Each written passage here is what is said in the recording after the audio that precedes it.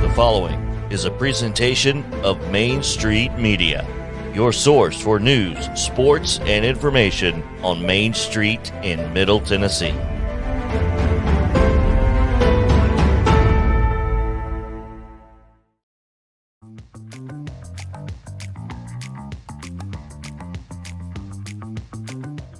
Friday edition of Main Street Sports today, as we will be joined by Jeff Him of the Nashville Sounds, the play-by-play voice. Also, Mike Keith will be joining us as the official Titans podcast goes on a little road trip into our backyard. Also, Mike DETILLIER, an NFL draft expert. All of that coming up, plus the Braves opening night last night. Talk about that and so much more here on this Friday edition of Main Street Sports Today. Now to the Hall of Famer and Sports Writer of the Year, Mo Patton, with the Sundrop Kid from Alabama, Chris Yao. Welcome into this Friday edition of Main Street Sports Day, presented by Mid-Tennessee Bone and Joint. I'm Chris Yao. He's Mo Patton, and JP's on the controls. We thank you guys for hanging out with us here, and we have got a lot to get to today. As JP told you, we've got 3 guests, and of course, we'll talk about the Braves and just about everything else that's going on in the world of sports. We'll clean up and take out the trash in the final segment of the day.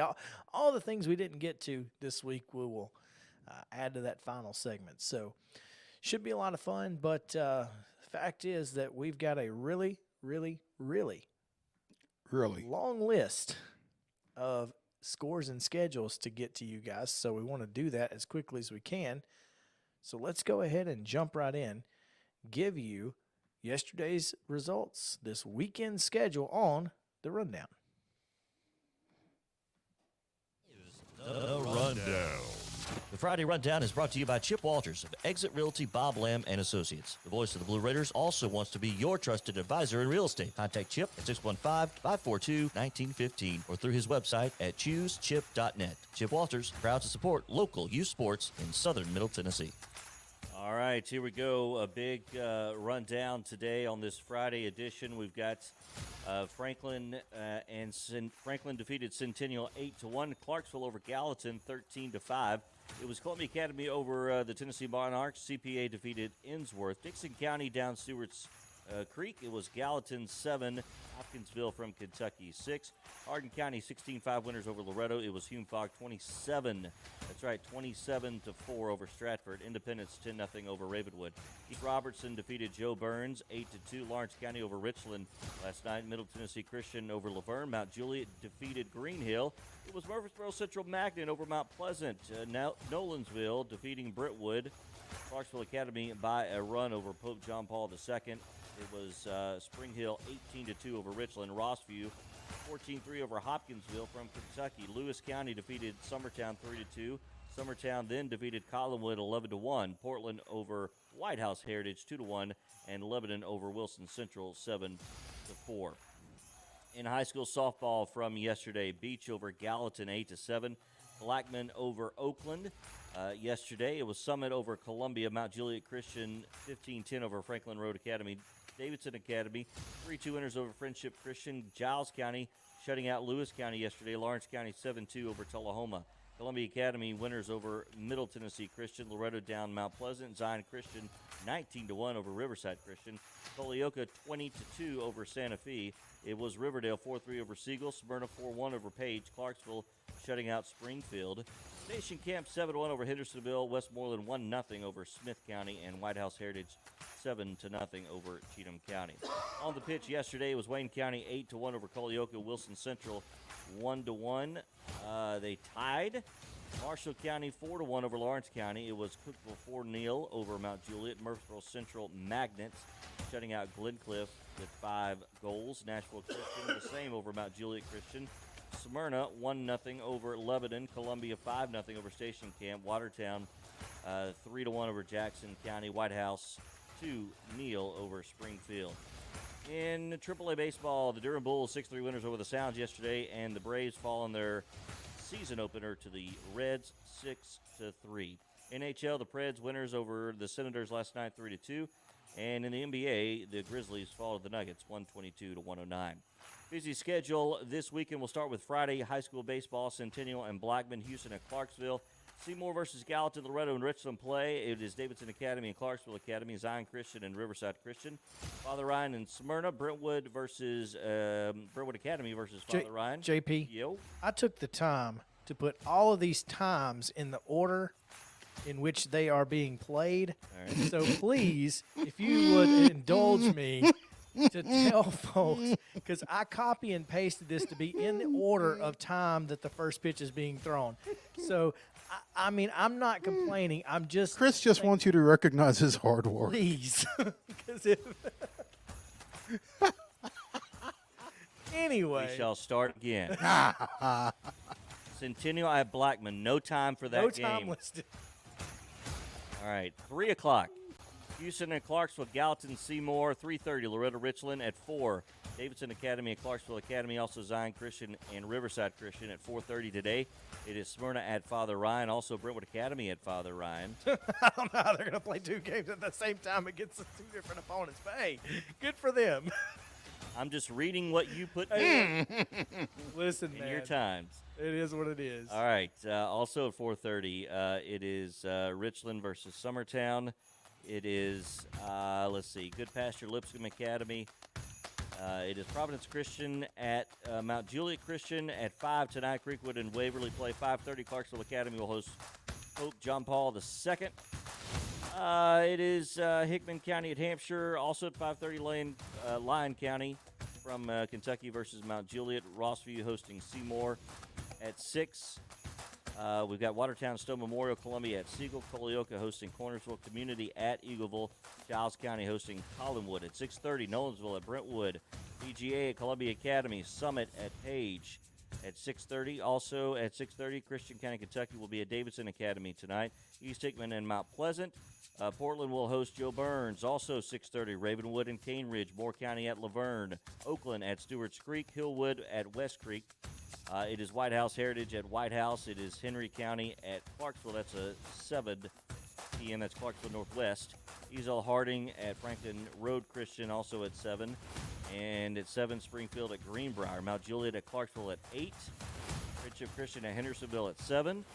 Dixon County at Kenwood 7. Tullahoma at Rockville also at 7. On Saturday morning, 11 a.m. starts DCA University School of Nashville, NBA Good Pasture, also Rossview at Houston. At noon, Siegel at Columbia, also at noon, West Creek at Fort Campbell, Kentucky. Giles County hosting Page, Seymour at Mount Juliet. Pope John Paul II versus Webb School at 1. It is Oakland at Brentwood. Mount Juliet Christian versus Hillsboro at 1. Also, Riverdale and Ravenwood will play at 1:30. Kenwood will be at Dixon County. Gallatin hosting Houston at 1:30. At 2, Harpeth at East Robertson. Also at 2, Murfreesboro Central Magnet at Shelbyville. East Nashville at Howard. At 2:30, Columbia Academy will be at BGA. Davidson Academy will host Leon County out of Kentucky. It is Clarksville Northwest at Henry County at 2:30. Also, 2:30, Middle Tennessee Christian versus CAK.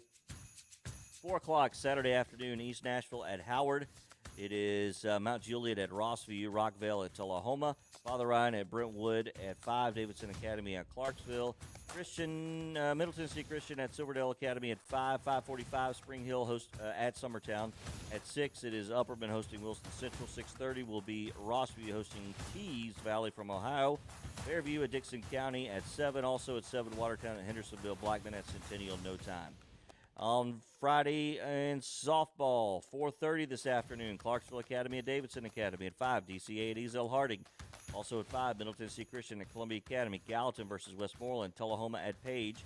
At 5:30, Canyon County at Zion Christian. Santa Fe at Richland at 6. Also at 6, Laverne at Friendship Christian. Siegel at Rockville at 6:30. Clarksville Northwest at Macon County at 7. Franklin County hosting Columbia Academy at 7. Also Columbia at 7. Also at 7, East Hamilton and Harpeth, Zion Christian and Community. At 9:30, Coffee County hosting Hendersonville tonight. Late night.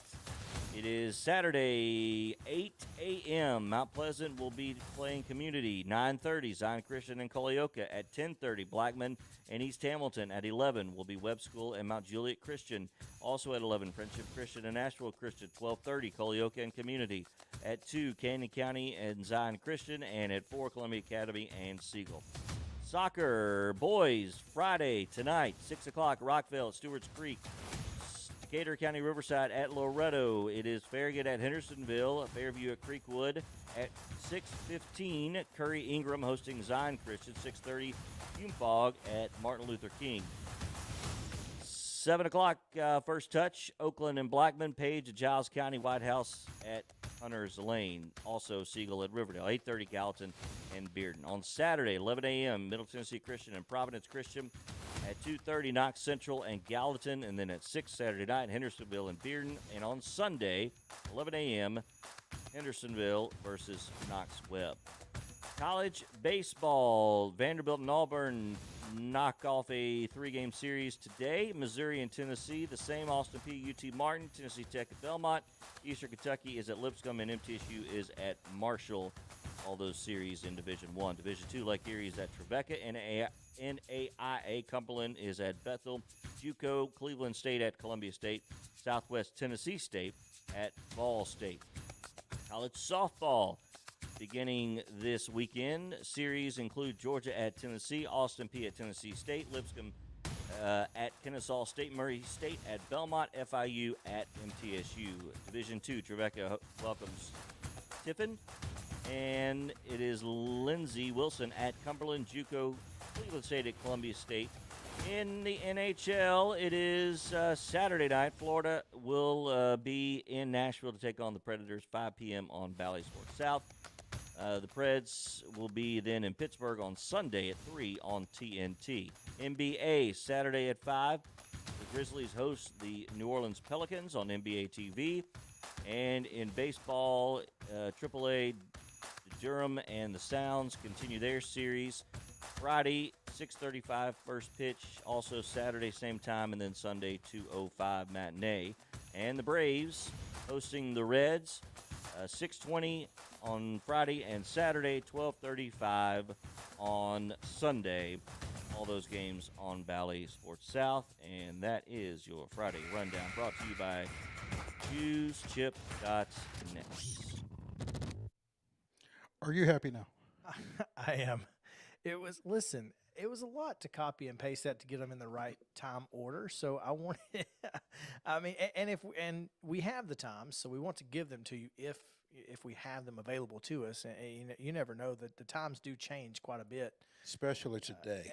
and the times that we gave you may not be 100% accurate, because with snow and sleet and everything else going on in the world of Maybe bogus times. Yeah, I mean, you just never know. It's you're talking about outdoor It's a sports. good guess. Outdoor sports, April, Tennessee. Mhm. Those three things do not always go together. So, Not well. there you go. That's what we're going to tell you. Anyway, that is it for our first segment, because we need to get to Jeff Him, who will join us on the other side of a break and talk about that Nashville Sounds and Durham Bulls series that has currently the Sounds trailing 2-1 in the series. So we'll see if the weekend will be better for the hometown team. And Jeff Him will tell us on Main Street Sports Today, presented by Mid-Tennessee Bone and Joint. We'll be back after this.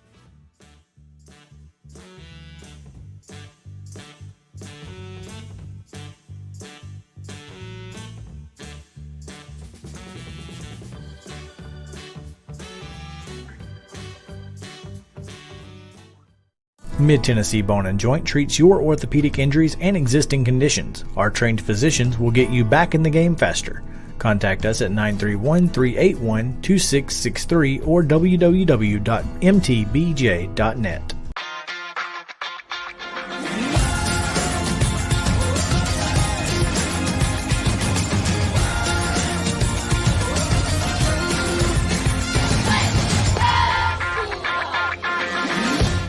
Hey folks, while we take a quick break from the show, I want to tell you about our friends over at Custom Stone Handlers in downtown Columbia. Ed Rich and his team at Custom Stone Handlers believe in leadership. And outside of the military, our greatest leader building platform is sports. Custom Stone Handlers proudly encourages young people to get in the game. You can contact them today at 931-490-4990 or visit CustomStonehandlers.com. Jones & Lang Sporting Goods here in Columbia has been outfitting teams, officials, and anybody else from T-ball to college for 50-plus years. Be sure and check them out at 931-388-8060 or online at jonesandlang.com. Jones & Lang Sporting Goods, the look of a winner. Zion Christian Academy, ZionEagles.org or 931-388-5731. You can schedule your appointment. Go tour their campus. It is beautiful over there, and you're definitely going to want to see it. Again, it's ZionEagles.org. Give them a call, 931-388-5731, and schedule your tour today. A game without a crowd is just a scrimmage. A performance without an audience is just a rehearsal. Without your presence, high school sports and the performing arts aren't possible. Ensure that these essential extracurricular activities continue to enrich the lives of students in Tennessee. Purchase a ticket to your local high school's game or performance. This message presented by the TSSAA. Mid-Tennessee Bone & Joint has been the official sports medicine provider for Maury County Schools for more than 40 years. We specialize in orthopedic injuries, and our Ortho Quick walk-in service lets you bypass the ER. Visit us online at www.mtbj.net.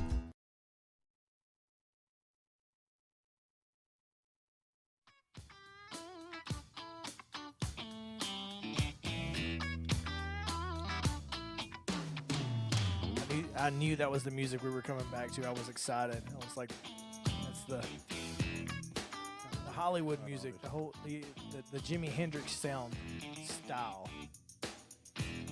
What have we got going on this weekend, Mo? A lot going on this weekend here in Nashville as the Nashville Sounds continue to host the defending AAA champion, and I guess the only AAA champion ever. I don't know if they won the whole thing or if they just won the South or whatever. I guess we could ask our guest, Jeff Him, who joins us now from the Nashville Sounds, the play-by-play voice of our AAA Nashville baseball team. Jeff, what's going on, man? Hey, guys. Happy Friday. It's a nice Friday, even if it is sleeting outside. Oh, it's going to be a beautiful night for baseball. We got the tarp coming off shortly. It's going to be chilly, but it's been chilly the last couple of days. But I'm just glad we've had no delayed starts, no rain delays, nothing. Even if the temperatures have been less than ideal, we've had a few great nights with the fans coming on back out, and tonight will be no different. Don't jinx yourself. Well, I'm not worried about a jinx. I mean, you guys have seen it. This field drains about 10 inches of rain an hour. So, I mean, I still remember a game last year where you could barely see from my booth to the outfield wall because of the downpour, and it looked like a small pond had gathered in the outfield. And I know how well the field drains, but I'm thinking, and even I was thinking, I don't know. And we finished the game. Half hour, 45 minutes later, you look out there and you don't see any standing water. This field is pretty incredible, and I think our fans are getting conditioned to know that even if there's rain somewhere in a forecast, 99.9% of the time we're going to get the game in. And like I said, our tarp is coming off here in about a half hour anyway, so I'm not concerned about tonight. We're going to be good. It's going to be a lot of fun to continue this series again. Jeff, did last year, did Durham win AAA, or was it just the South, or how did that work last year? Yeah, it was an odd year, no doubt. We had that 10-game, they called it the final stretch, that got added on, where all AAA teams played those 10 additional games, and that sort of counted as a postseason. and the team that finished with the best record in all of AAA out of the 30 teams would be the final stretch winner, and that was Durham. And they were the regular season champion of the AAA East League. So even though they didn't really square off specifically against any other team in a series for any kind of AAA championship, they did have the best record in that 10-game final stretch. So they are the reigning AAA champions, and they'll be happy to tell you that, I'm sure, if you ask them. Well, that was kind of the question. I guess my question was, I guess they're the only team that will ever be named the AAA champion because we have two leagues again, right? Or are they still planning to do a AAA wide? There used to be a AAA championship. There used to be a AAA championship in the former days when the Sounds were in the Pacific Coast League. You'd have a league championship, and then the then International League champion would play the Pacific Coast League champion in what they call the National Championship, the AAA championship. For a long time, it was in Oklahoma City. They would call it the Bricktown Showdown. So there have been AAA champions crowned pre-COVID. Last year was unique with that final stretch, but it was not unprecedented to have a team say, "Hey, we're the AAA champion."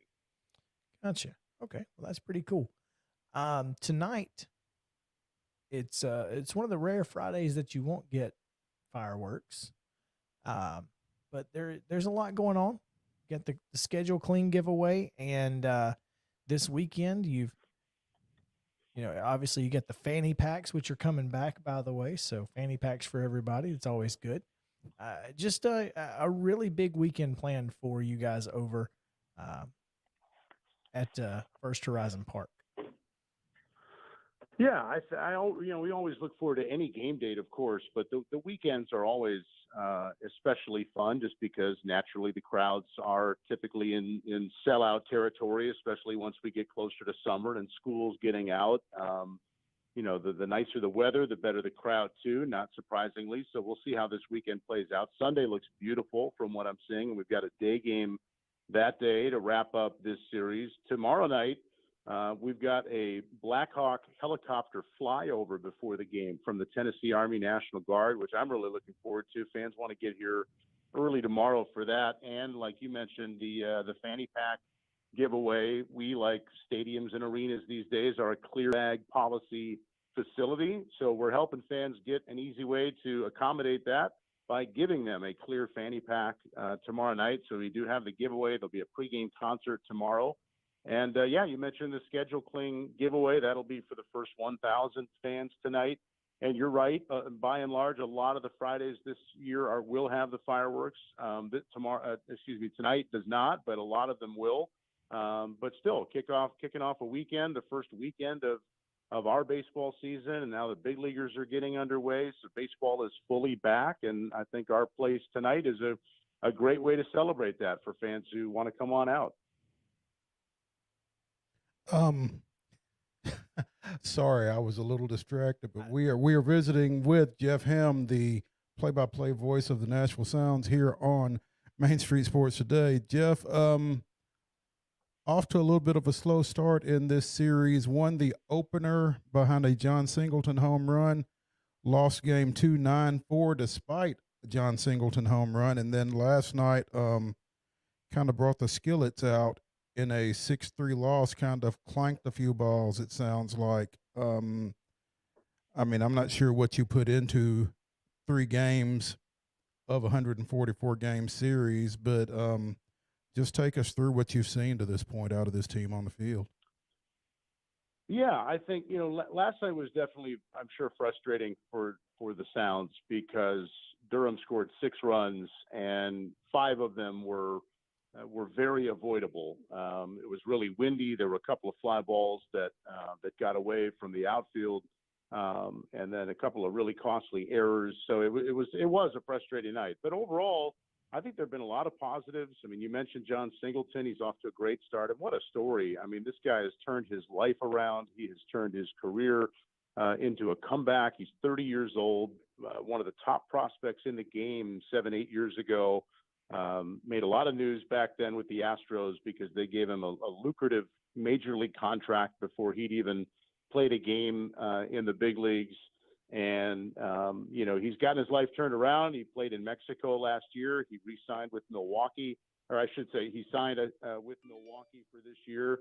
And he's off to a great start. I chatted with him for my pregame show yesterday. He seems like he's in a really great spot physically and mentally. He said, I'm a completely different person than I was before.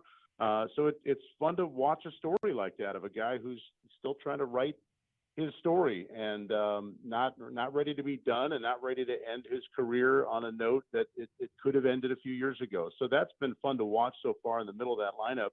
Jamie Westbrook's already got a couple of multi-hit games. It's a crowded roster, and Rick Sweet has talked about it. He probably talked about it with you guys when you were out here the other day. He wanted to make sure everybody got in a game within the first 2 days. He's just got a lot of guys to get in there, and without double switches and pinch hitting in this universal DH format, it's even more challenging to get guys an at-bat here and there, even when they may not start. So he's trying to get everybody in there. You're not going to see a lot of consistent lineup orders just because of all those interchangeable parts. And, I would say this if the Sounds were 3-0 or 0-3, and right now they're 1-2, it is really hard to put too much into a few games in, especially, I think, in my personal opinion, at the AAA level, when these guys just got to town less than a week ago. They work out for a couple of days. I think it does help to start at home instead of on the road, let them get settled a little bit off the field. But they arrived from Arizona kind of in a flurry, a couple of days of workouts, and now off they go. So in my opinion, in a sport dominated by routine, I think guys on both sides, Durham, I bet, would say the same thing. Everybody's still trying to kind of settle in and find that routine and that comfort level. So it is a little hard to gauge too much of what we're seeing on the field so far, but there definitely have been some positives so far, especially with a few offensive players. Jeff Him, the voice of the Nashville Sounds. You can hear him on 94.5 each and every game this weekend. 6:35 first pitch on Friday and Saturday. Sunday, that 2:05 start, as he alluded to earlier. The afternoon game should be a lot of fun. But, Jeff, looking forward to this weekend, and keep it up. We'll talk to you again soon. You bet, guys. Thanks so much. Have a good one. Didn't get to mention this, so I'm going to do it before we get off the air. Brian Navarrete, Navarre, Navarre. T-O. Okay. So that's Navarro? I got nothing. Anyway. Threw out 3 runners attempting stolen bases last night for the Sounds. For the Sounds? Yes. So he is the Sounds catcher. Well, he is the Sounds. Apparently, he's the backup catcher because Mario Feliciano's the catcher. So he is the Sounds catcher. Last night he was. Because he just threw out 3 base runners in one game. Yeah, he is the Sounds catcher. I mean, my goodness. Look at me. Hey. I'm the captain now. Oh, man, what a great night for that kid. When we come back, we've got the Vought. Mike Keith joins us next on Main Street Sports Day, presented by Mid-Tennessee Bone and Joint. Stay with us.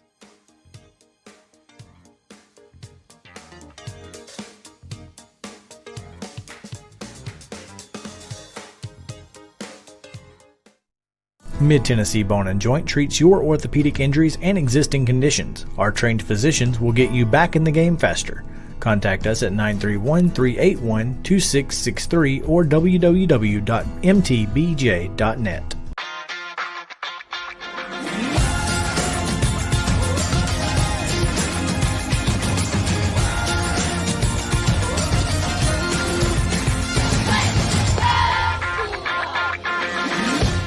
Hey folks, while we take a quick break from the show, I want to tell you about our friends over at Custom Stone Handlers in downtown Columbia. Ed Rich and his team at Custom Stone Handlers believe in leadership. And outside of the military, our greatest leader building platform is sports. Custom Stone Handlers proudly encourages young people to get in the game.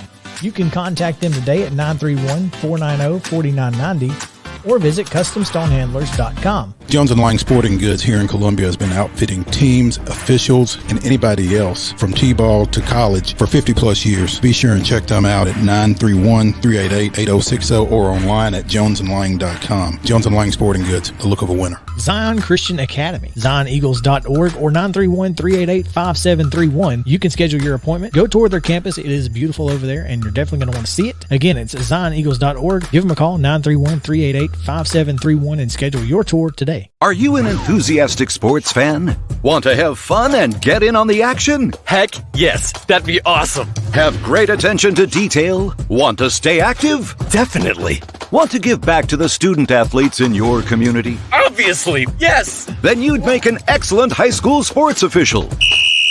We need more officials in Tennessee. Because with no high school officials, there are no high school sports. Sign up today at highschoolofficials.com. Mid-Tennessee Bone & Joint has been the official sports medicine provider for Maury County Schools for more than 40 years. We specialize in orthopedic injuries, and our Ortho Quick walk-in service lets you bypass the ER. Visit us online at www.mtbj.net.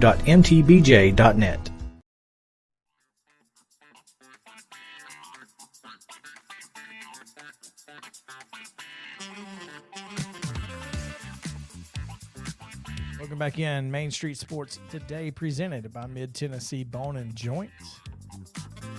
Chris Yao, Mo Patton, JP Plant, behind the scenes.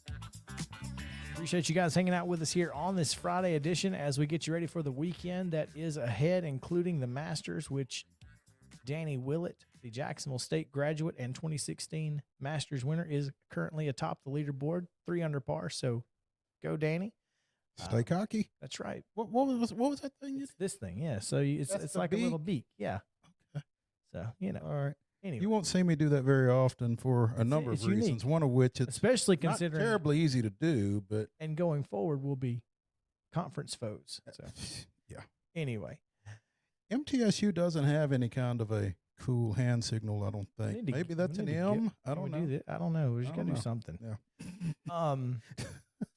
But other things going on this weekend, not just on the television, or if you happen to be out, before you go to the Nashville Sounds game tomorrow night, maybe you can come down to Columbia and hang out with the Vought, Mike Keith, who joins us now here on the show to talk about the Official Titans podcast, which will be on the road. On the road again, he is. And Mike, how are you, man? Have you got your bags packed to come down here yet? Yes, it's such a long journey to Columbia. I've got to prepare because I've never been to Columbia before, so I'm very excited. I'm packing multiple bags. Have you plugged it into your GPS or your Google Maps or whatever it is that it takes to get down here from South Franklin? From the south part of Franklin where I live? Yeah. I haven't yet, but I do actually do that sometimes just to avoid road construction and such. So it is handy for that reason. My wife likes to make fun of me because I do put it into my, my navigation system even before I like going to work. She's like, "You've worked in the same place for 24 years. Let it go." And it's like, no, it's because if there's a wreck or there's construction or whatever, it's a very handy tool. So I will probably ride the bus tomorrow. We have a fancy bus, like a tour bus. And so I'm going to ride the bus tomorrow because Okay. So wait a minute. Stop. You live in South Franklin. You live over close to Berry Farms, if I'm not mistaken. Is that correct? Just north of there, yes. Okay. You're going to drive out to STSP? No. They're gonna come. They're by going to pick him up. Oh, they're going to It's pick on you. the way. Oh, so the bus is going to come through and pick you up. Oh, so you got it Myself like and that. Rhett Bryant. Oh, that's great. Yes. Well, and they have to pick out the red M&Ms too, Mo. His they're contract things rider is just contractually- insane. This John No, Madden and but- Mike Keith. No, wait a minute. The truth is not having to park. That's the big thing. Is that I wouldn't mind driving myself in the lease, but not have. not having to park. And I just think it will be cool for our entire staff and T-Rack to come in on the bus, don't you? I do think that will be cool, and I will be sure and Yeah. prompt our photographer to Fancy. get y'all coming off the bus. Yeah, you fancy, huh? Yeah. Mike Keith, the voice Why of did I agree to do this interview? Why did I agree because you love me. I do love you. That is true. That is 100% true, and I always say Glutton for punishment, Mike Keith here on Main Street Sports. Here's the thing, and anybody that knows Mike Keith will tell you this. If you get a chance to get a shot at Mike, you better take it. So, well, that the people don't fail to do that. They take advantage of that. Yes. Oh man, I do have, especially friends and family members. I do have to say, I was unaware of this OTP road tour that commences tomorrow at 3 at the Columbia Welcome Center, just off the square between Lily Ann's and the police station, by the way. So if you're looking for it, until Mike reached out to me yesterday morning and said, "Hey, you know this?" No, I don't. So, wanted to be sure we let people know. Again, I think space is limited, so if you're planning to go, yeah, might want to get there early. It's limited, all right. I don't know if they're going to do this outside or inside, but weather pending, I would imagine. But no, Mike Keith and Amy Wells co-host the official Titans podcast that started up back in March of 2018. They will be joined by Coach Mack, who will be worth the price of admission himself, no doubt, as color analyst for Always. Titans Radio, and Rhett Bryan, as well as T-Rack. So from 3 to 5 tomorrow. So that's our Titans Radio broadcast team, the four of us. And so we're going to be there doing the podcast and interacting with what we call the OT people, the official Titans people who listen to the OTP. And down with OTP? hopefully you doing know me. what we did with Mo is making more people – oh, yes, we've heard that too. Making more people aware of the official Titans podcast. That's one of our big goals. Hopefully we'll get more people to become regular subscribers and enjoy it. Tomorrow is actually, I just found this out, it is our 300th episode tomorrow. It's convenient. At 3 So p.m. it will be a milestone episode of the OTP. It really, well, anytime Coach Mack is on, it's a milestone. That's the greatest thing in the world about having Coach Mack is that whenever he's involved, it's always interesting. We will be prepared and we will have, a topic and some questions and things like this. It will veer off that very quickly. All of that preparation will be worthless because he will do his, as he likes to say, Coach Mack stuff, which is always more interesting than anything I can come up with. So there's a rough outline for the podcast, and therere's what the podcast No. There will be a firm outline. There will be a plan. I've been sitting here working on it for 2 hours. I've written out notes, and it will go awry within the first 6 to 7 minutes. This sounds like somebody's Hall of Fame. All that preparation down the drain. We're not talking about defensive backs today? What do you mean? We're not just talking. I mean, we'll hear a story about the Bears from when he was there with Mike Ditka. We'll get something from his days coaching with Jeff Fisher. We'll hear draft stories. And all of that is far more interesting. I mean, really what I try to do, and this is in all seriousness, I try to set up some points. It's like we're going to talk about, like he does a complete draft preparation, just like Daniel Jeremiah, Charles Davis, Mel Kiper. I mean, he does film, he does grading, just like he was still in a room with a team, which is amazing. And so because Titans Radio is going to broadcast the first 3 rounds wall to wall, he has come up with his top 150 players. And, there are 105 picks in the first 3 rounds. And so if you come up with 150 players, you're probably going to get all 105 that get picked. Well, he's going to have, we'll lead him into some insights about his 150 and then, about certain positions and about certain trends. And then he will take it in the Coach Mack direction, which is fantastic. If you love football or you just love stories or you love personalities, I just love to let him go. It's my favorite thing in the whole world. Speaking with the VOT, the voice of the Tennessee Titans, Mike Keith, here on Main Street Sports Today, the official Titans podcast will be making the first stop on its OTP live tour tomorrow at 3 o'clock at the Columbia Welcome Center. Mike, in our second hour today, we are going to have one of my favorites, one of your favorites, Mike DeTillier, the Louisiana-based NFL draft analyst. What do I need to ask him? I think that the incredible thing about the trend in this draft that I would love to hear Mike D talk about is just what he thinks is going to happen with quarterbacks realistically in the top 15. Because I think that's going to determine a lot of what happens in this first round. Does Kenny Pickett go 6th to Carolina? Do they take Malik Willis instead? Is there another sleeper in the bunch? Is somebody just in love with Matt Corral? Does somebody trade up to do something? Do none of those guys go very highly? Do teams just keep passing on them and we get into the teens before a quarterback is selected? If you're watching from the Titans' perspective, you are dying to know that, because those things are going to have a direct impact on who is still there at 26 for the Tennessee Titans. The other thing I'd be interested to know from Mike D as well is how many receivers does he think come off the board in the first 15 to 20 picks?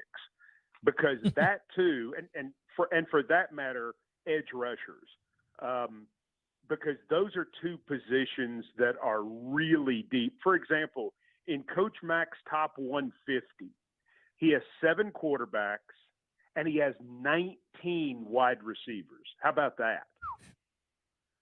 Wow. That's a lot. Yeah. Where do you think the Titans are going to go at 26? Not necessarily player, but position. Well, I think they definitely could go wide receiver, because there may be somebody there you can't pass up due to the fact that somebody falls. I would say the same thing for edge rusher. And those are such difficult positions. I think the sleeper might be corner. You're talking about 3 positions that you can't have enough of. Mm-hmm.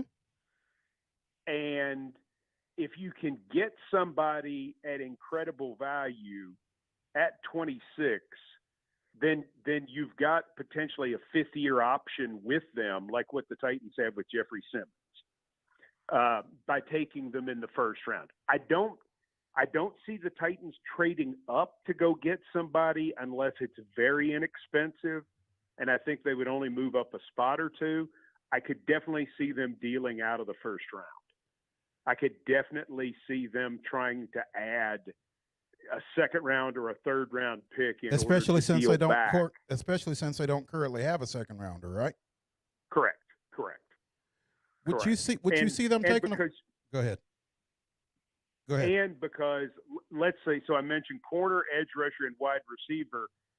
I think you can find a quality one of those players also in the 2nd and the 3rd round. So you could, instead of just taking one, you might be able to take 2 or 3 based on picking up an extra pick somewhere. Do the Titans take a quarterback on day 2? I mean, I think that would be a surprise to me right now, based on the fact that they only have 1 pick in day 2. If they deal back, I'll give you an example. So Detroit has pick 2, pick 32, and then pick 34. Well, what if Detroit wanted to deal pick 66 and pick 34 for pick 26? Then yes. Well, then if you're at 34, 66, and 90 on day 2, then maybe you do something like that. If you love somebody, if somebody's sitting there that you're absolutely in love with. If you only have pick 90, Mo, I don't think so. Because you've got other needs. This draft class has to play for these Titans because of where they are in the salary cap. The last couple of draft classes haven't been needed as badly immediately, but because the Titans are so tight against the cap, they're going to need help from this draft class a lot more probably than they have in recent years. And that's immediately. That's pretty what's the word I'm looking for? It doesn't happen very often that when a team feels like it's in a window to make a deep postseason run, that at the same time you've got to have rookies come in and play. Well, yes and no. I mean, do they start and star? Not necessarily, but I'm saying they've got to have roles. They've got to make the football team. They've got to provide quality depth. In some areas, they probably would have to have some roles.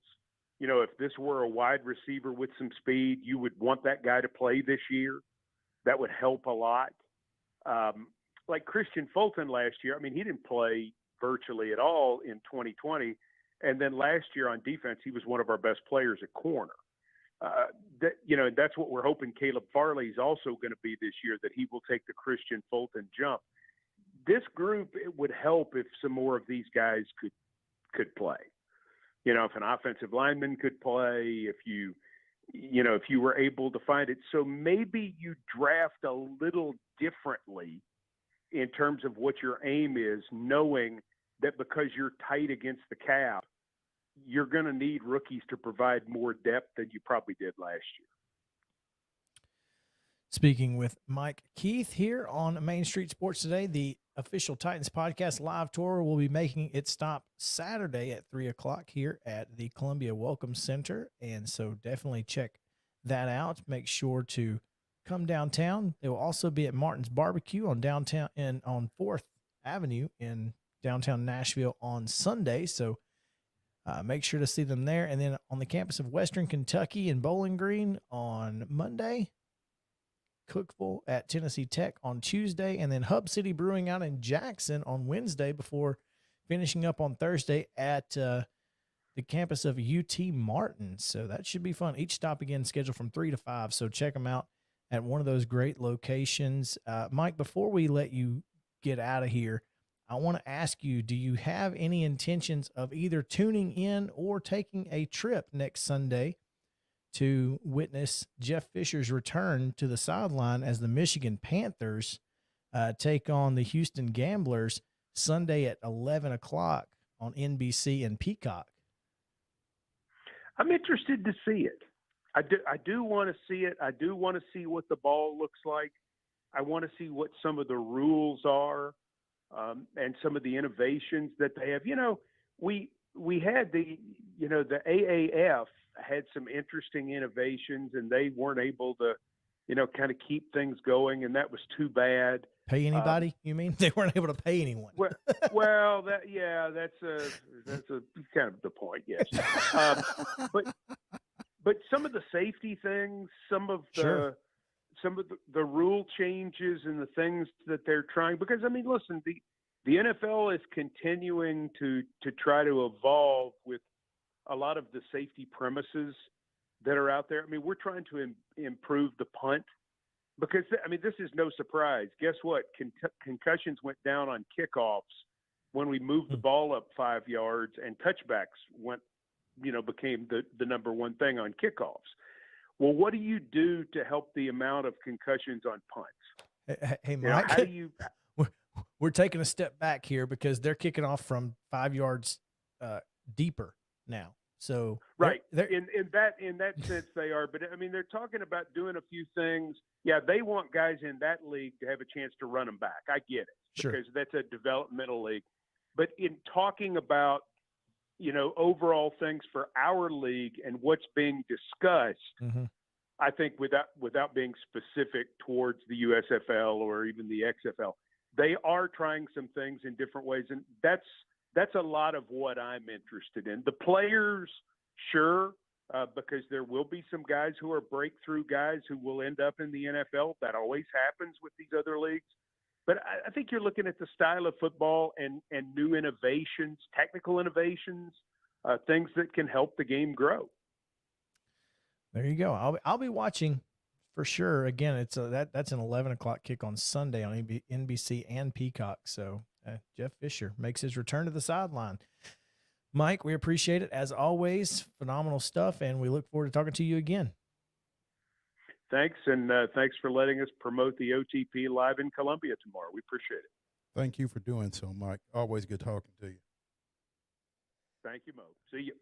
Let's take a quick break. When we come back, we will talk about the Atlanta Braves because, well, unfortunately, we made a commitment to do so, and as we told you last year, so many times we're doing it because we got to do it. Well, I think in the end it paid off last year. You see the point here. Mm-hmm. The point is to keep that going, There we right? Last time we lost a season opener. Stick around. We'll be right back on Main Street Sports Day, presented by Mid-Tennessee Bone and Joint.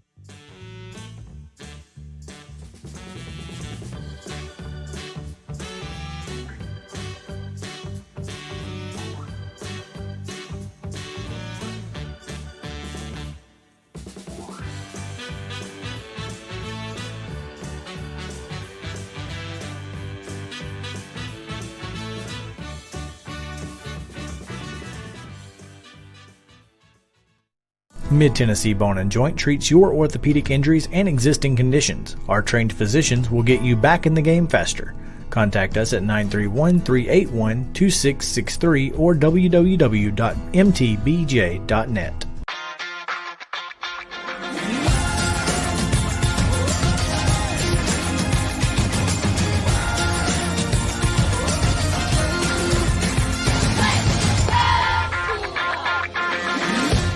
Hey folks, while we take a quick break from the show, I want to tell you about our friends over at Custom Stone Handlers in downtown Columbia.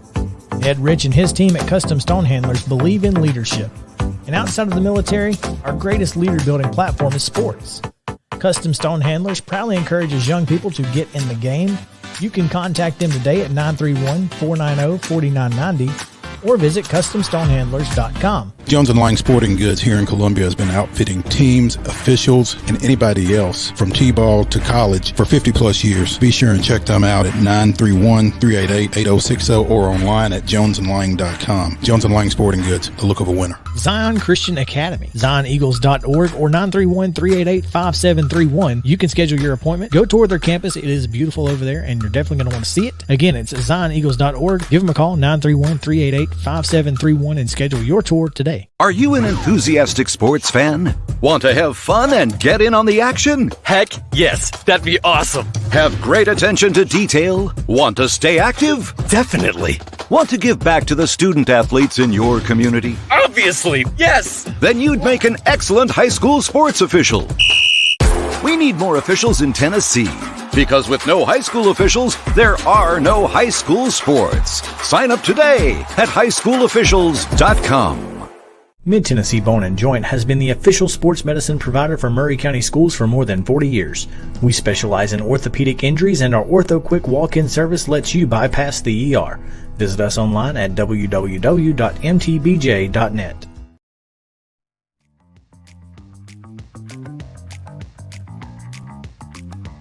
Second half action here on Main Street Sports Today. This Friday edition will be joined by Mike DeTillier of NFL Draft Experts, talking about the upcoming draft, what he thinks.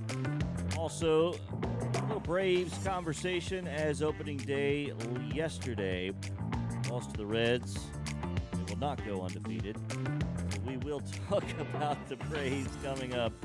Let's send you back now to the Hall of Famer Mo Patton and the Sundrop Kid from Alabama, who will be at that series this weekend, Chris Yao. That's correct. I will be in the building on Sunday, so looking forward to it. It's going to be a fantastic night. So, as Braves will not go undefeated. That's right, they will not. They can, however, go 161-1. They could There you go. indeed at this point. Mo, before we get started, why don't you tell us about one of my favorite historical facts as it pertains to the Atlanta Braves on Today in Braves History. Today in Braves history, April 8th. And I'm not sure that anything in Braves history happened on April 8th other than this. I couldn't tell you. As long as we do Today in Braves history, this will be the April 8th note. So, with his fourth inning home run off Dodgers starter Al Downing, Hank Aaron became the all-time leader with 715 for his career, surpassing Babe Ruth. Darrell Evans scored on the homer into the left field bullpen at Atlanta Fulton County Stadium as the host Braves tied that game at 3-3 and went on to score 4 runs in that inning and win the game 7-4. Yeah, and as we have mentioned on this show multiple times, of course, at Tom House caught the ball in the bullpen for catching, giving a shout out to the man, the not only the best bullpen home run catcher in the history of time, but one of the best Twitter accounts. One of the better follows on Twitter. So at Tom House, is that what it is? At Tom House, keeping it simple. Yeah. I wanted to mention him on Twitter when I threw that out there, but he's awesome. If you're not following Tom House, make sure to do so. Yeah, one of my favorite memories as far as April 8th is concerned. I don't know. There may be other things that have happened, but I mean, I can't imagine what they were. I was just short of my 10th birthday. I remember sitting at the kitchen table watching it on about a black and white portable TV about so big. I don't know what the measurements were, but it's pretty indelible memory for me. So, yeah. Significantly more indelible than last night. Yeah, you know, and again, I said this on Twitter. One, I haven't had a chance to look up the ump scorecard today, but I can't imagine that it was positive in the favor of the Braves, which it rarely is, to be honest with you. But I found, here we go, only 0.21 runs for Cincinnati, but 88% accuracy, 88% consistency, 83% called strike accuracy. 83? 83% of strikes were called correctly. And it felt That's like not almost a good number, is it? No, the average is 88. Okay. And you follow that a lot more closely than I do, so I didn't know what was a good or acceptable or reasonable number there, but I didn't think 83 was. This is bad. I mean, and if you watch the game last night, you're just like, my goodness, this guy's calling balls, 3-4 inches off the plate, strikes when Atlanta's hitting, and then balls that are actually strikes on the outside corner were being called balls when Atlanta was pitching. You texted me that as I was making my way back to town. It was insane yesterday, and I was listening to Ben Ingram and Joe Simpson, which is, and I never thought I'd say this, but which is a treat in and of itself. But I could not see the strike zone or what was being called, so did not know. It was not good, period. And so, nonetheless, it's washed. It's over. Yeah. Unlucky game. Max Fried actually pitched really well, but the Reds did exactly what they tell you to do. Hit them where they ain't. They did, and made some pretty soft contact on some balls successfully. And so, meanwhile, the Braves, as I tweeted, stung a lot of balls last night. 113-mile-an-hour ground ball that ended an inning, by the way. Matt Olson hit one about 110. It was 113. That's the one I'm talking into about. The shift. Into India, who was playing shallow right field. Yeah, playing rover out there. Yeah. It was a rough night for the Braves. Guy who gave up 3 home runs total last year gives up one to the first batter he faces. Fried couldn't get anybody to hit right at anybody. Track power for the Braves all night. It just, everything that could go wrong for Atlanta last night did. That's okay. But they got it out of the way. They're going to win the next 161. It's out of the way. It doesn't matter. They play again tonight. It will be Valley, Revere San Martin, and Charlie Morton on the bump for the Braves. So we try again. See what happens. When we come back, we will talk to Mike DeTillier of the he's a WWL something like that. WWLAM FM. So come back with us. He'll tell us all about who the Titans are going to pick on the other side of the break. Stick around.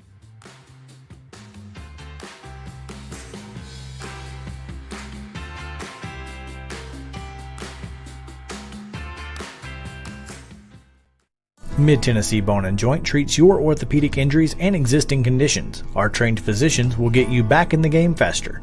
Contact us at 931-381-2663 or www.mtbj.net.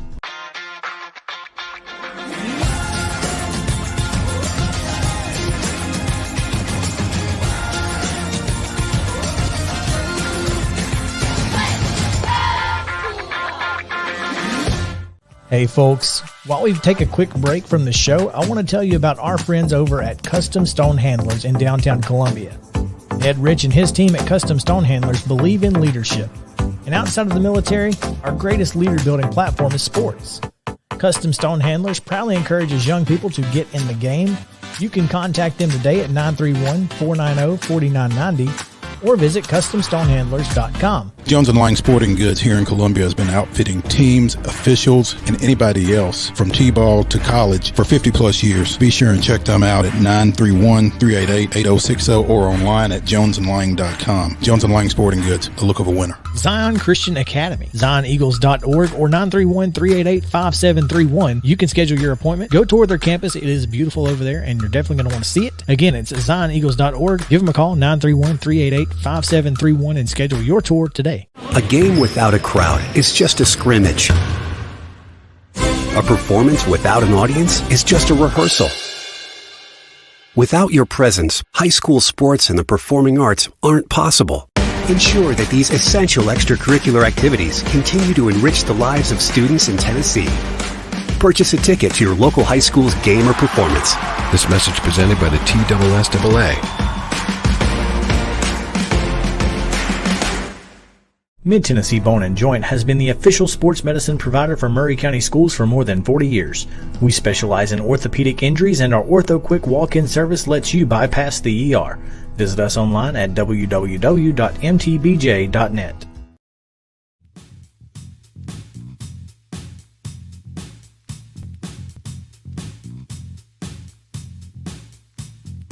Welcome back in to Main Street Sports today, presented by Mid-Tennessee Bone and Joint. Chris Yao alongside Mo Patton and JP Plant on the controls. Glad to have you with us here on this Friday edition as we are getting you ready for the weekend ahead in sports, as a lot of great stuff going on, and I'm looking forward to it. So one of the things that will not be going on this weekend, but is coming up momentarily, just around the corner, it feels like, is the National Football League's annual amateur draft. And just our luck, JP, Mo here has some friends in the biz. He's got one or two. And we are so glad that he does, because we get a chance to talk to NFL draft expert Mike DeTillier now. And Mike, how are things down in the Bayou? I'm doing great. Hey, nice weather. It's windy today, but it's doing good. Doing good. Mike, we really appreciate you taking some time with us this afternoon. Talk a little draft. Round one of this year's NFL draft will take place on Thursday, April 28th, followed by rounds 2 and 3 on Friday. Finishes up with rounds 4 through 7 on Saturday. Obviously, the biggest concern here locally is at number 26, which is where the Tennessee Titans draft. But before that, obviously, obviously, the Jacksonville Jaguars with the number 1 pick, the Lions 2, Houston 3. Mike, is there a clear-cut number 1 in this draft? For me, it is, and it's Evan Neal, offensive tackle from Alabama. Now, again, that's just my opinion of it. He edges out Aiden Hutchinson on my board to be the top guy. This guy has played 3 positions at Alabama and could, project either to right tackle, left tackle, or left guard in the pros. If I'm Jacksonville and I'm smart, when you can't put those 2 things together, Jacksonville and being smart. No, you cannot. But I got a lot invested in Trevor Lawrence. I got to protect him. And, again, when you got a big-time quarterback, you better get him weapons and you better be able to keep him upright. And they've had difficult times with that. So we've talked to different people and being on WWL that feel it's sort of a mixed bag, that maybe the Jags are leaning toward Aiden Hutchinson. But, for me, it would be Evan Neal from Alabama. I think he's the best player in this draft, and he gives you opportunities here to protect your most prized investment in Trevor Lawrence. The Detroit Lions probably would not be sad. I was just about to say that. Evan Neal was to go number 1 so that they could take Aiden Hutchinson from right there in their backyard over at Ann Arbor. So, I would think either of those plays out well for Detroit.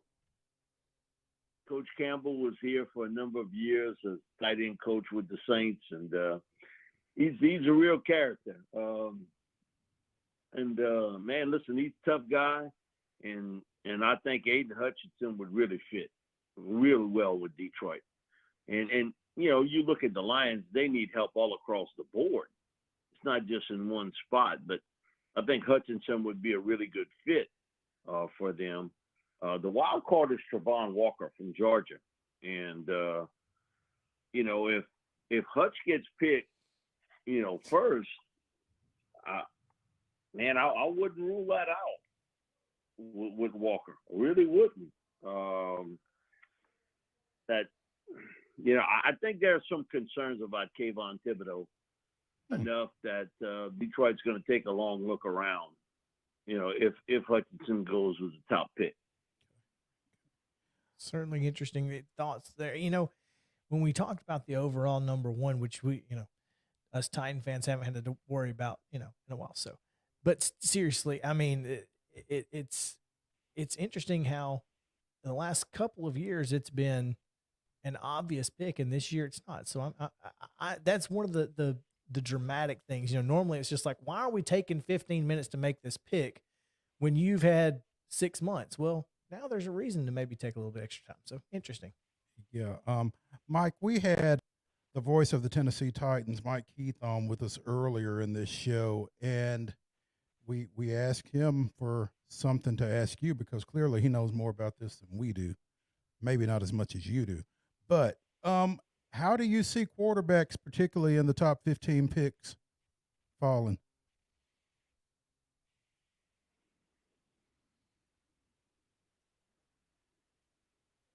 Mike? Hello? Yes. Oh, there he is. Hey, there he is. Hey, Mike, how do you see quarterbacks going in the first 15? Well, I see Kenny Pickett going to Carolina and Malik Willis going to Atlanta. Not that either one are graded as top 10 picks, but, I work with a couple quarterbacks year-round, so to speak, and they both got a saying about quarterback trumps every position, and they about right. And when you look at it in the NFL, they probably got a dozen teams in the NFL looking to upgrade their quarterback spot. And that's just not enough. And you look at Carolina and the connection there. Matt Rule recruited Kenny Pickett out of high school, and he was a commitment to Temple when Matt was there. Oh, wow. Matt moves on, goes to Baylor, and Kenny decides to go to Pitt. Good And call. I think that there's a natural connection there, and there's a big hole at quarterback at Carolina. Matt Rule knows a lot about Kenny Pickett and how good of a player he is. With Atlanta, there's an obvious hole at quarterback now that you've traded off Matt Ryan, and you got Marcus Mariota, but he's not the future of that team. Malik Willis is not quite ready for prime time yet, but he is physically gifted. Great arm, built like a linebacker, and great, tremendous leader, very smart young man. He's got some erratic play in him, so you know he's not ready to be thrown in right away. But I think in time he'll end up being a pretty doggone good football player for Atlanta if they pick him. So I see both Pickett and Willis going in the top 10. The big question mark for me is where the third quarterback goes, because, you know, it has a lot of mixed opinion on Matt Corral from Ole Miss, on Desmond Ridder from Cincinnati. And I really feel pretty strong that those two quarterbacks will go in the top 10. Felt that back in January, feel that back today. But always question where the third quarterback would go and how far down he would end up going before being selected. I think both of them were selected pretty close together. Does Seattle not go quarterback at 9? I really don't know. I think if one of those two guys were available, they might. But Pete's not going to press the issue here for a quarterback. I do know, though, it wouldn't surprise me to see Seattle in some kind of deal get back into round one if they had an opportunity to pick Matt Corral. And here's the connection. When Pete was at USC, his wide receiver coach was Lane Kiffin. And you know, who coached Matt Corral at Ole Miss is Lane Kiffin. We had Coach O on with us last week on WWL, and I asked Coach, hey, you're picking in round one and Matt Corral's in the 20s, you pick him? And he said, you better believe it. And I know just how close Coach O and Pete Carroll are. So it wouldn't surprise me to see Seattle jump back in some kind of deal. They had a shot with Matt Corral because of the connection to Lane Kiffin, who got coached, basically Coach Corral, and by Coach O, who had to play against him for a couple of years. Speaking with Mike DeTillier, NFL draft analyst at Mike DeTillier on Twitter, here on Main Street Sports Today. You know, I'm curious, Mo, about that particular aspect, because a lot of folks were saying that the Titans might be in on Matt Corral at 26, but Mike Keith said if they could maybe deal 26 to get a second round or another couple picks, I wonder if Seattle might be that team that deals with them at 26 to get Corral, and there could be some interesting moves there. I would be interested. You to might see have that a bingo there. You might have something there, but I do think Seattle, because of connect. And listen, this world's all about connections. Mm-hmm. Now, people don't like to admit that, but it's true. A lot of people get jobs because of connections. A lot of people get picked because, you know, they coach somebody and you were on that staff at one time. So that's not out of the ordinary for that to happen.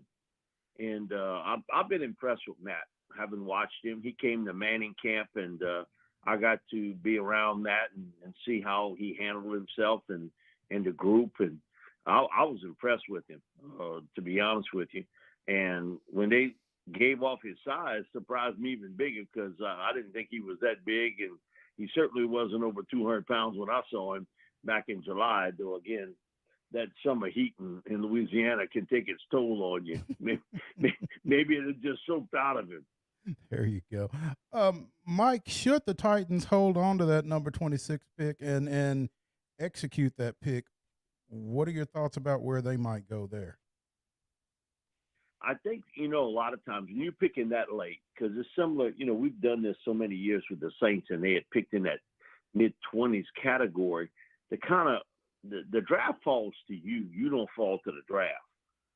And when I look at it, I could see a player like Kenyon Green, who played some tackle at A&M, but really is a guard, or Tyler Lindenbaum, the center from Iowa, being there when you select.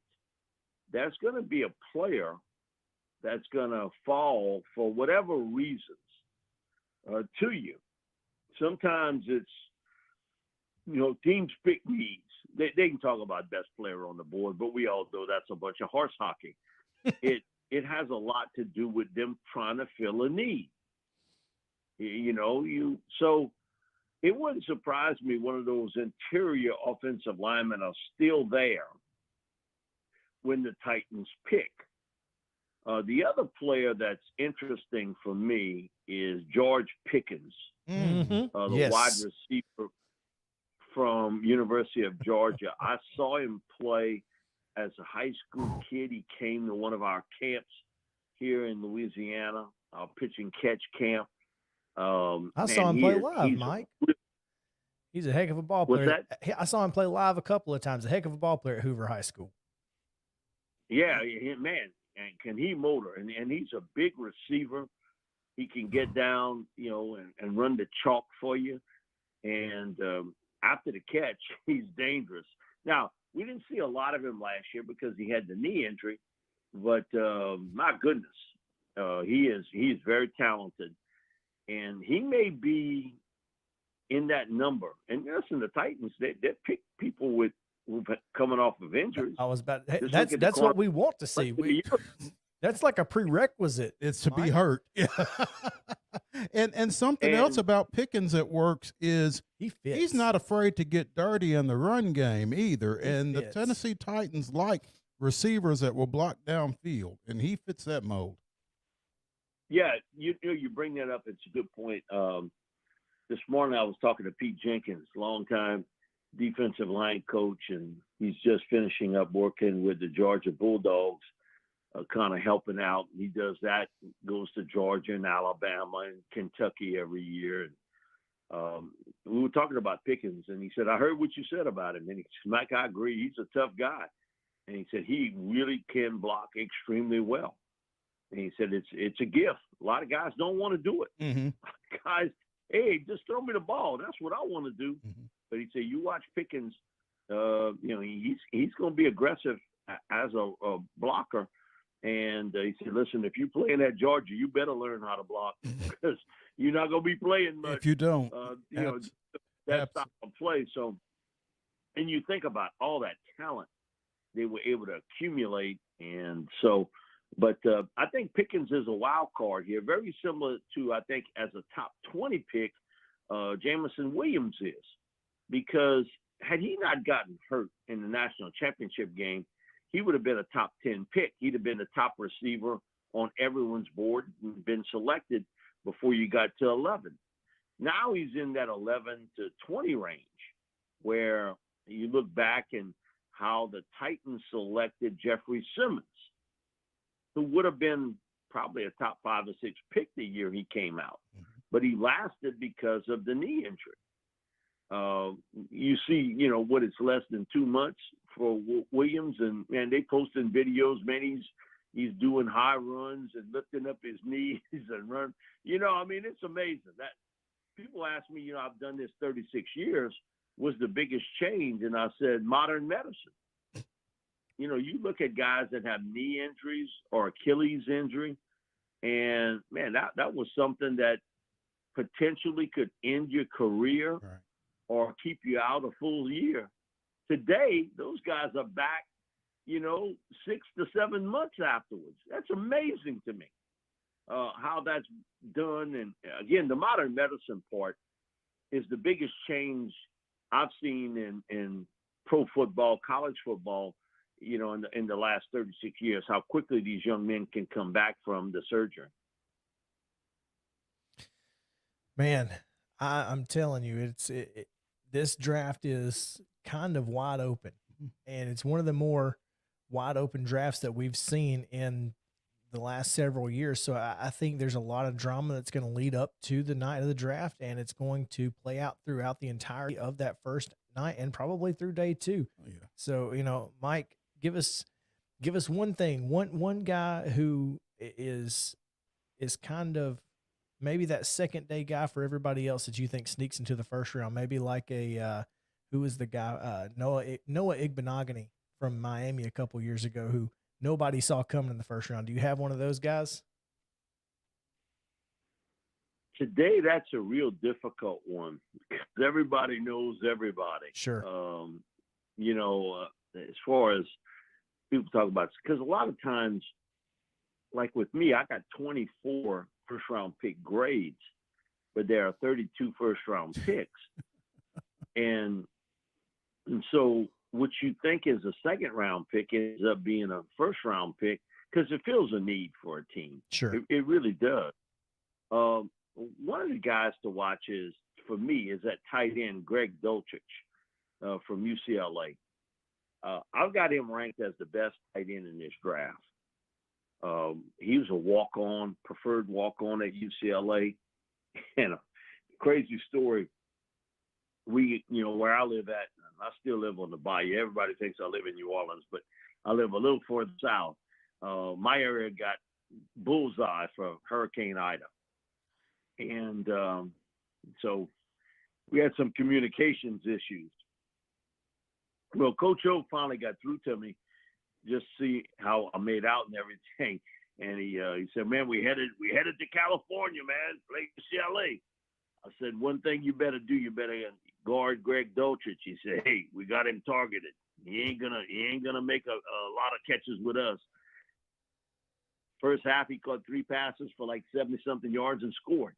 So they still trying to cover him. You look at his ability to catch the football cleanly and get separation. I'm so impressed with him as a player. And, he's not going to be a great blocker. Well, none of them are today, to be honest. They're getting away.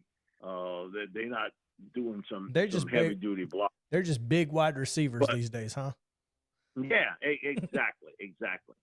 But he's a guy that really impresses as from my standpoint and how good he is.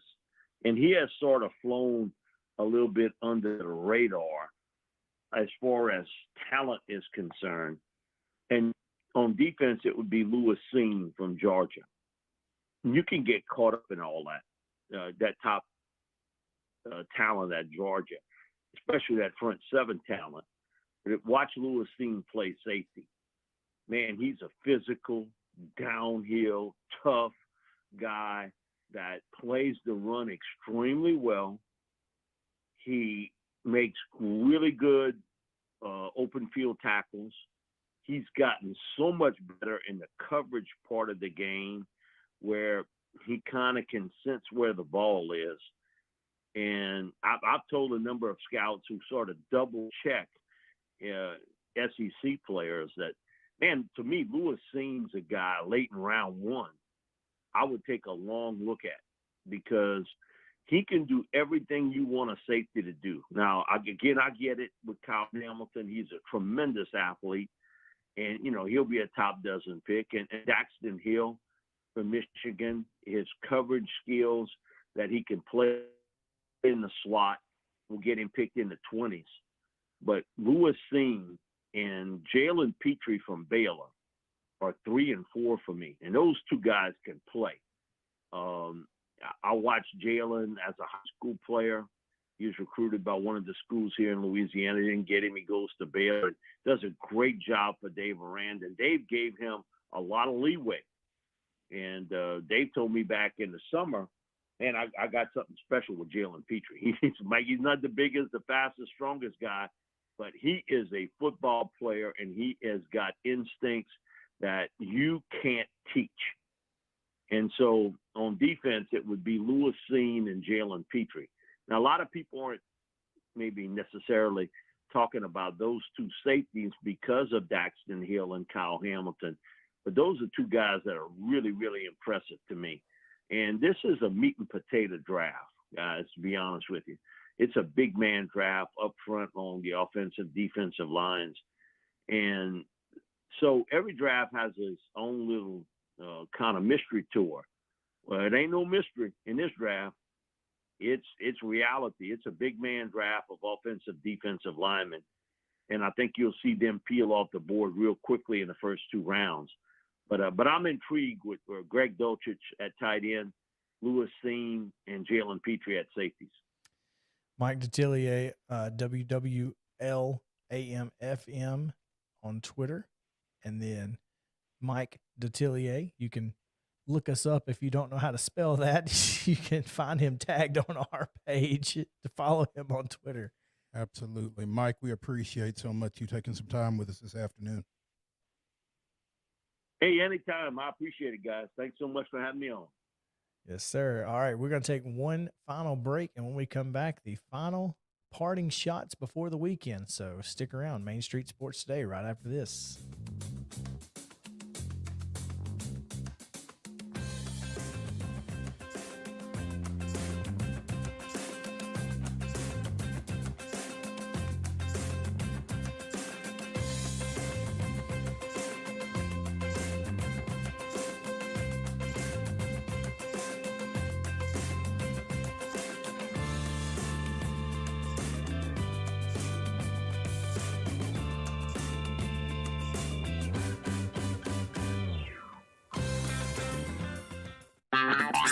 This is Chris Yao with Main Street Sports Today. Every show, Mo Patton and I welcome friends from all across the sports landscape, from high school coaches and reporters to national, college, and pro sports personalities. You never know who might stop by for a chat.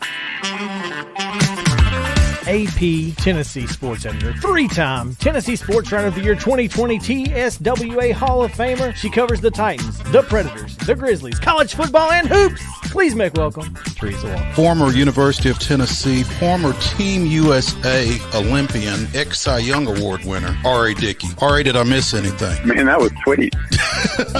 Yeah, I need to listen to that before I go to bed every night. That was nice. Has 5 sports Emmys. That's not bad for the other guy in Wham, Ryan McGee.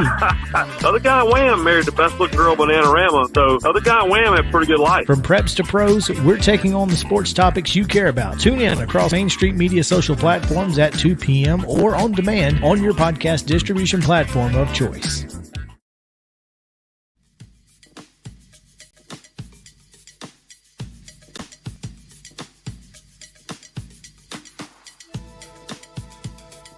NFL not the only draft coming up. WNBA draft is April 11th. That's at 6 o'clock on ESPN. And I noticed Monday. That is Monday, in fact. 6 o'clock our time? Yes. Huh. So 43 all-time WNBA draft picks. 49 Lady Vols have played in the WNBA. 18 first-round draft picks. And 3 number 1 overall draft picks.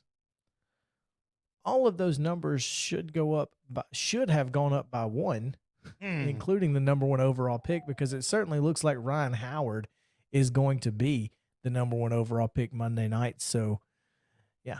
According to the Athletics mock, Ryan Howard out of Bradley Central High School in Cleveland, Tennessee, just down I-75 from Knoxville, is expected to go to the Atlanta Dream with the number 1 pick overall, ahead of Nalissa Smith out of Baylor. So, certainly unfortunate. Oh, well, it is what it is at this point. Good for Ryan Howard. Absolutely. Fantastic for Ryan Howard. I hope that comes through. She's very deserving. I mean, she had a fantastic career at the University of Kentucky, which you have to pass by the University of Tennessee to get to from Cleveland. But nevertheless, I'm not bitter. No, not you. Danny Willett falling off, by the way, as bogeyed.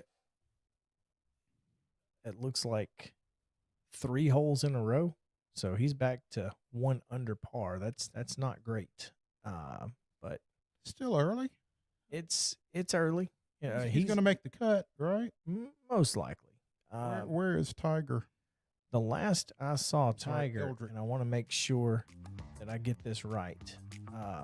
Right now, Scotty Scheffler at 4 under is the leader in the club, and he is not in the clubhouse. He's through 8 right now.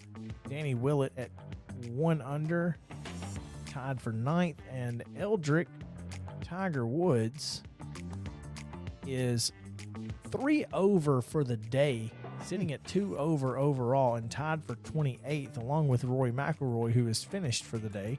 Justin Thomas at 1 over for the tournament, tied for 23rd. Tiger will be hitting off the back 9 here momentarily, so still got some time to make up some ground here, but that's what it is. Thank you guys for hanging out with us. Anything that you got that you need to get off your chest before the weekend? Nobody? No. We're good? All right, let's come back then Monday, 2 p.m. right here on Main Street Sports Today, presented by Mid-Tennessee Bone and Joint. All the Main Street media outlets, you can find us, and you can also find our podcast. Just search Main Street Sports Today. You'll get all 3. Segment 1, Segment 2. You'll get all of our special guests by themselves. All of that is available wherever you get your podcast. So come back again Monday. We appreciate it. For JP and Mo, and I'm Chris, we tell you, Mo. Ladies and gentlemen, the week.